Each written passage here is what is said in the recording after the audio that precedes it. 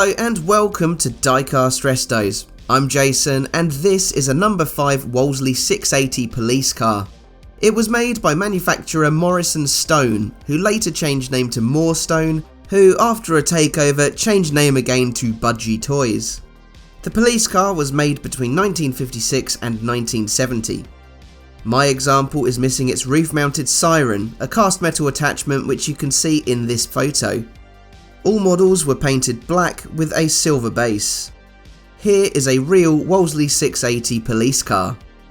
You may have noticed that there are no visible points of connection between the body and base. The rear post will need to be glued again, while the central one is push-fit.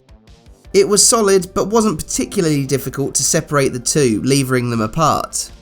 I've sourced a reproduction siren from Steve Flowers Model Supplies, which needs a bit of attention due to some flashing. I've previously worked on another Budgie Morestone model, the number 7 Mercedes racing car, but I'll cover some more of the history of the company now. Morestone No were a small London-based toy company founded in the 1940s. They soon changed name to Morestone, introducing the Esso Petrol Pump series of matchbox-sized diecasts in the mid-50s. This was in partnership with Lesney founder Rodney Smith, who had left the company, setting up a new factory in Hackney to produce the new range.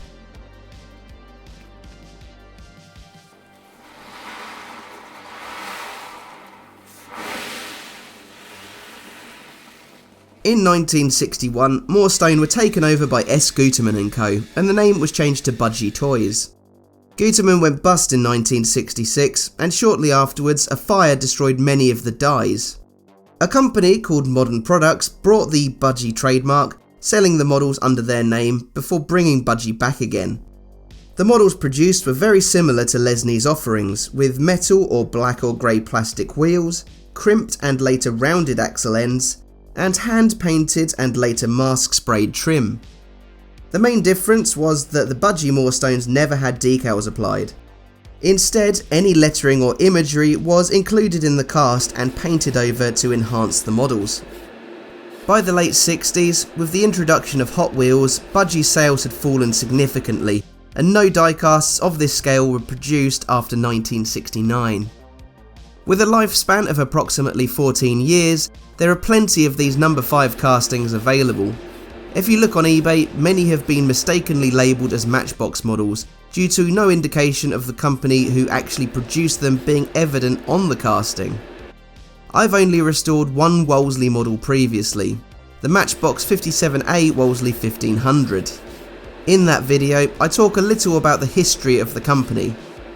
The 680 alongside the similar 450 were the first cars produced by the company following World War II in 1948. So named for its 4-cylinder, 50 horsepower engine, the 450 was overshadowed by its, you guessed it, 6-cylinder, 80 horsepower sibling. The 680 was longer to accommodate the larger engine. It also had larger brakes. Its design was traditional, something that appealed to the existing Wolseley buyer. It shared underpinnings with the Morris 6 MS. Morris and Wolseley had been associated since William Morris bought the company following receivership in 1927. Both would later form part of the British Motor Corporation in 1952 and later British Leyland in 1967. While just 8,925 450s were built up to 1953, 25,281 680s were produced up to 1954, when it was replaced by the new 690, the company's flagship model. So to rebuild this model, I used glue on that rear post to secure it to the base. I almost forgot the rear trim. Here's a brief look at how my Budgie Morestone Wolseley looked, missing its siren with its badly scratched bodywork. So let's take a look at it now that the restoration is complete. It has returned to a solid paint job with an all-over coat of gloss black. The trim is crisp and can no longer be confused with the multitude of scratches it once had. The reproduction beacon sits proudly atop the casting, giving it some purpose. There's that rear bumper trim that I was so close to forgetting. It's a very nice yet simple, curvaceous casting that was mass produced, so often gets overlooked and even more often confused as a matchbox. I like how the bell has been incorporated into the base as well. Anyway, if you've enjoyed this one, pop the video a like. If you would have thought it was a Lesney Matchbox, leave a comment. And please do subscribe if you want to see more diecast restorations and customs. You can help support the channel too by pledging on Patreon or via YouTube memberships.